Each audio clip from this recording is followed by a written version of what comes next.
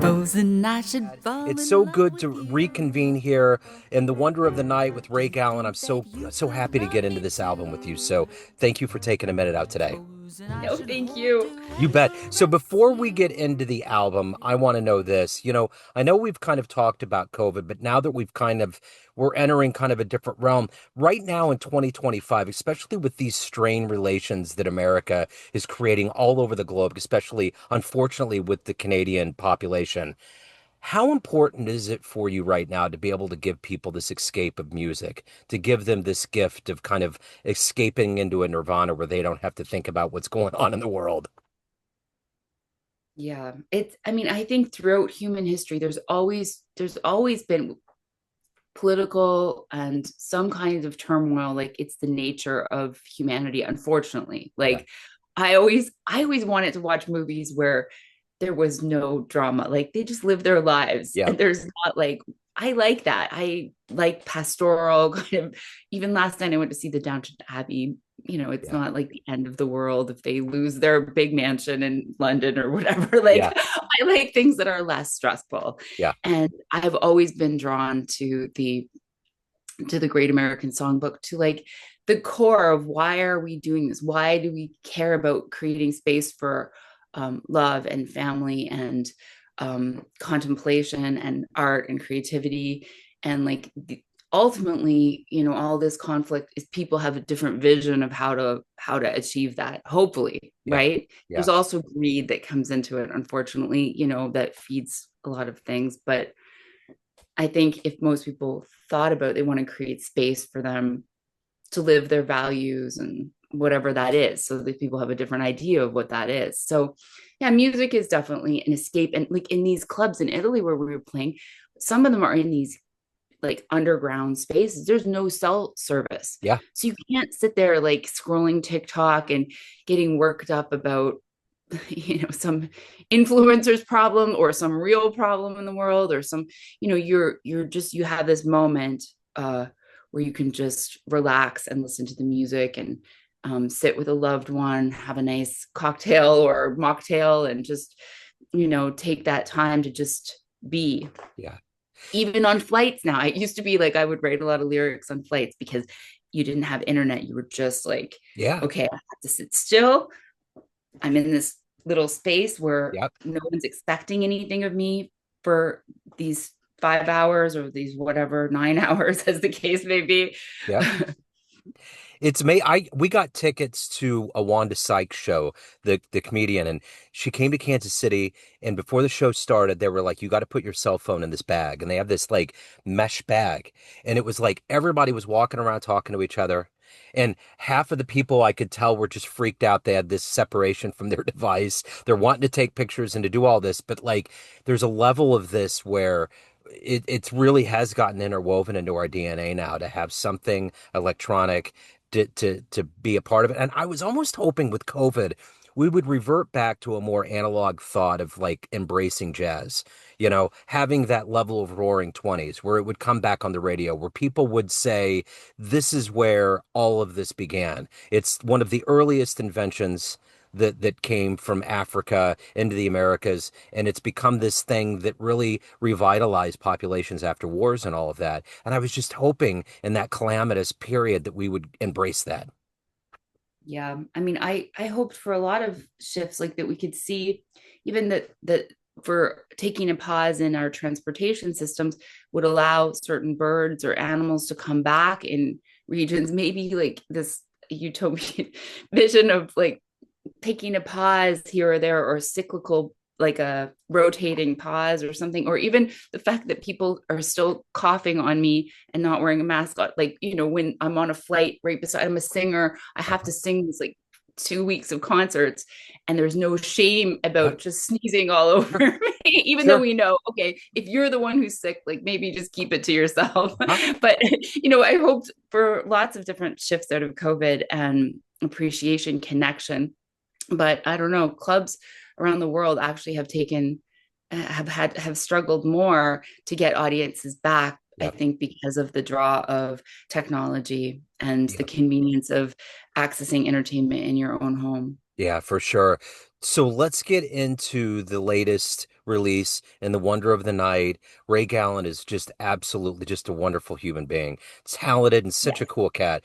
How did this happen? How did this project come to fruition?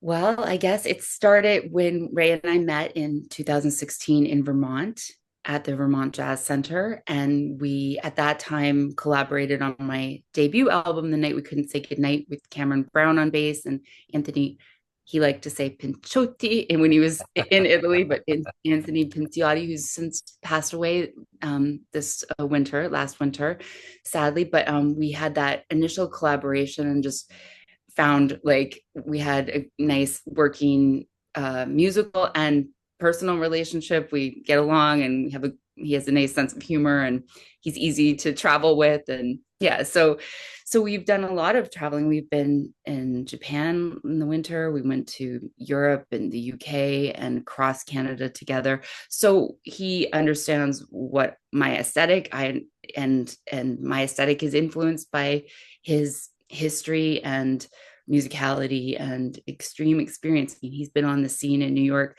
since his 20s, and he's in his late 60s, and he's played with so many different people. He just brings so much intelligence and sensitivity and creativity and history to the music. So I can't imagine a better duo partner. So, we've interviewed quite a bit over the years, and we've taken each of these projects and we've analyzed them. When you look at the trajectory of your career from the beginnings to now, what is your beat on your evolution, where you're at? What do you try to do each successive album? Are you trying to kind of interplay new players, new ideas, snapshot in time? What's kind of the idea of where you go when you make an album? Well, the first album I think was a showcase, right? Like it Yeah. was a combination of some standards interpretations, some originals, um, and some different tempos, some different grooves to really have a variety, right? To offer a variety.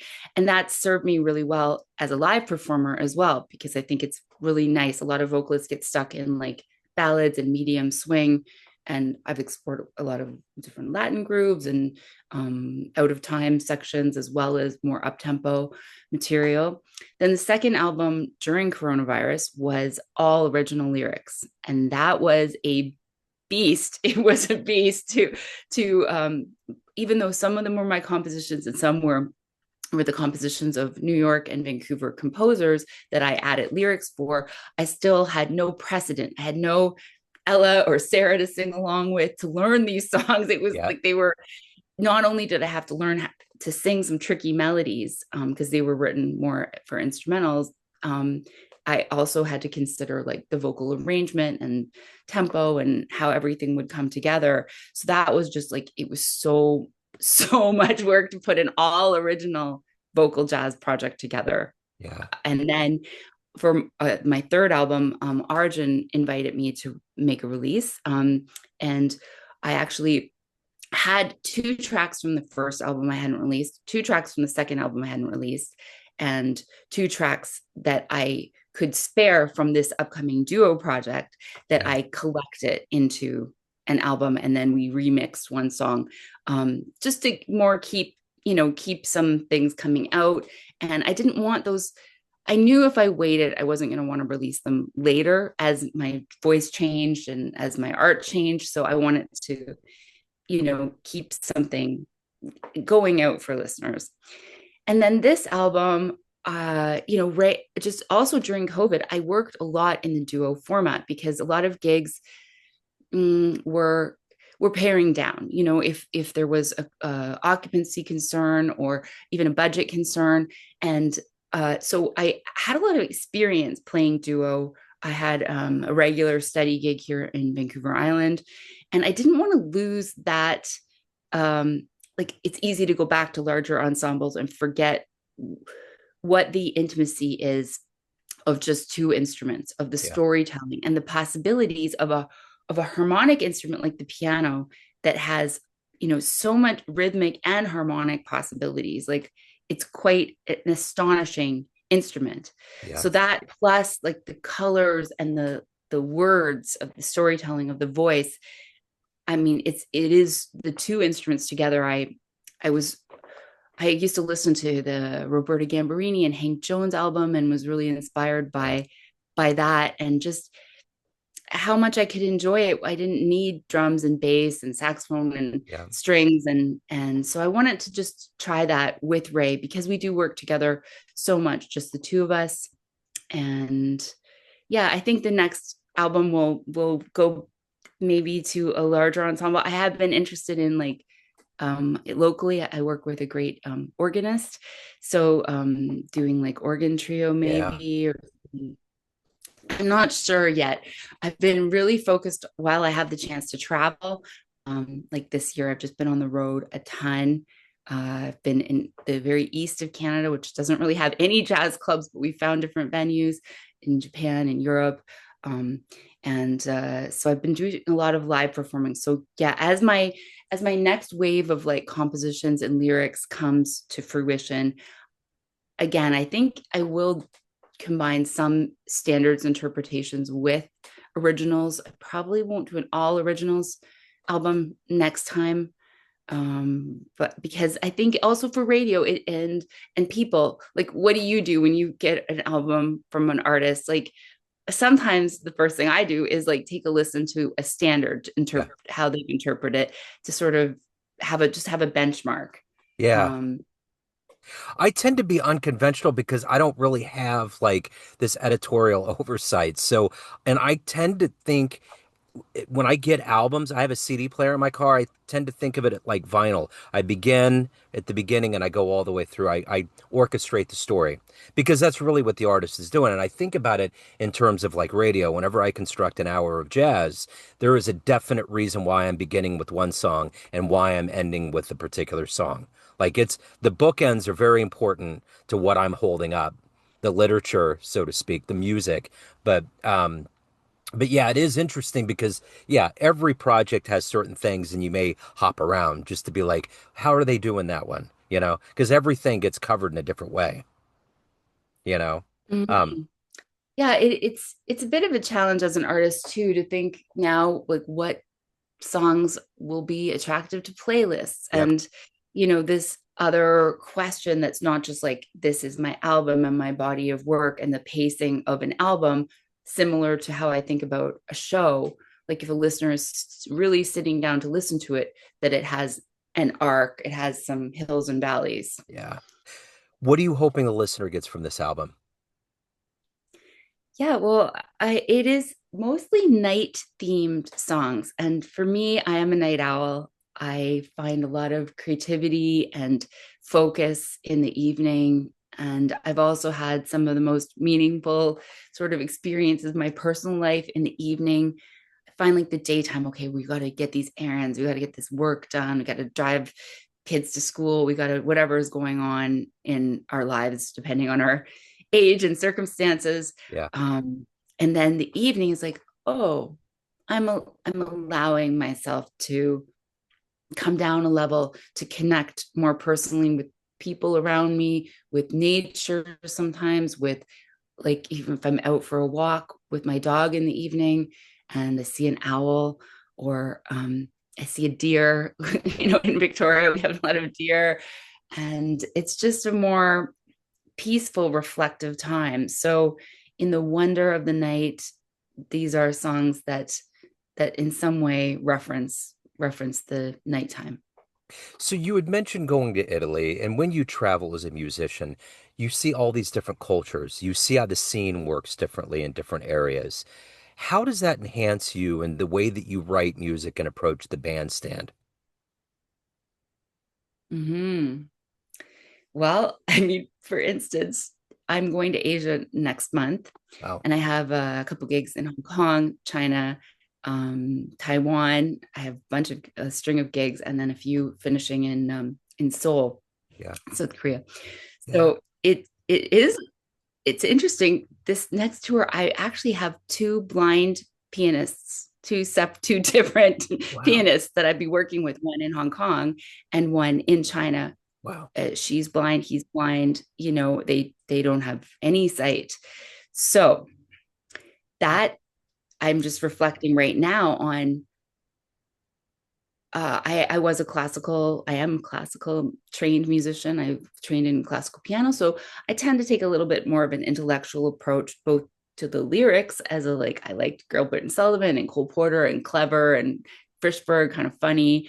Um, and also in arrangement details and being like reliant on paper. Yeah. Like we're going to do this here and we're getting clever. But, I don't want to put too much work on these musicians to learn everything that I've done by ear. Yeah. So I am like, it is always, it's balance, thinking of the band and thinking of how much time I have. If I'm touring with the same musicians in a country, then okay, then we can have a rehearsal. Often I send them the files and the songs ahead, and they musicians internationally have been so wonderful to me. Like they really spent a lot of time like listening and learning the music before I arrived, so we can really hit the ground running together. Yeah. But in some circumstances, like the finances of the jazz club circuit are challenging. So I will just like go by myself and meet them on the bandstand. So then I've got to figure out if we can play all that music together at the sound check, have some dinner, do the show, get to bed, wake up in the morning, catch a train, go and do it all over again. It can end up using quite a bit of energy if the music isn't somewhat simplified. And then simplified in jazz just means, just less reading, really. Yeah. It can still be very heightened emotional and interpretations and possibilities for improvisation, but to not get too intellectual and fancy. So having different sort of arrangement versions of my songs and material. One of the most amazing pianists I've ever seen, Matthew Whitaker, came through Kansas City, the blind pianist. Are you familiar with his work? I don't know him, no. Oh, I know wow. Justin, the Trudeau, one that or was no, featured not in Trudeau. Justin, the Prime Minister. that goddamn Katy Perry thing got stuck in my brain. What is his last name? Clark Terry was his mentor. Yes. Kaufman, Justin Kaufman. Yeah, I've seen him live, but Yeah. Yeah. So Matthew Whitaker, you should look into him. He is absolutely amazing. He is a bona fide prodigy. When he was here, he was channeling Stevie Wonder. He was channeling that whole vibe. He is one of the most happy humans I've ever been around. This impenetrable sphere of light that just radiates from everything he does. And his playing is just unreal. I mean, like he had a Hammond on one side and a piano on the other, and he's just undulating between both while the band's just going and going. And he's shouting and talking like Hank would or any of the older cats. And it's just so, there was just such a bravado and such a wonder to what he was doing. So I was just thinking when you said the blind wow. pianist, he was just amazing, There's a young trumpeter bassist in my hometown of Kingston, Ontario, too. And so I came into contact with him. He needed some advice about Spotify and release and whatever. So I was texting back and forth with him. And I said, oh, why don't you come in and sit in with us when we're in Kingston performing? So he shows up with his girlfriend. He comes in the back. He said, oh, I'm playing on a river boat or something. I'll be a little late. No problem. So he comes in. I'm giving him a wave. I'm like, second set. I did not know he was blind. At the break, I go over and oh, hi, I'm Angela. He stands up with his white cane and his sunglasses, and oh, okay. I sent him the charts and everything. I didn't know. He's, because on social media, he just looks like a cool jazz cat. He's wearing his sunglasses. I didn't know that he'd had an accident when he was 14. Pool chemicals exploded, and he was doing like a science experiment. But he's gone to school in Toronto and he's making records. And yeah, I mean, it is an auditory career. Yeah. It is. But of course, like what I do as a band leader is definitely like I do a lot of work with on the admin side, organizing all these tours and promotions and everything. And that's definitely a challenge for musicians who don't have full sight. Yeah, for sure. So let me ask you this. If anyone wants to catch you live, you got a lot going on. If they want to pick up a copy of the album, where's the best place to go? Yeah, it's going to be my website. We just had a Canada Post strike, so I haven't mailed out my CDs. I have a big pile of envelopes, and the first batch of them got returned with the border situation with some of the tariffs and stuff. They're getting more strict about shipping CDs, but I found a way of opening them flat and trying to like make sure they're thin like paper. Yeah. And so I'm hoping that I can mail them all out to both radio and fans. Right now, the best place is my website. The label I'm working with is a digital only label in Germany, Okay. and they're focused on streaming platforms. So I designed with a local designer and pressed the CDs here myself. Yeah. They're actually pressed in Oregon, but they are here in my office in Victoria, British Columbia. So yeah, I'm happy for people to just buy them through my website, and I'll mail them out to you. Okay, excellent.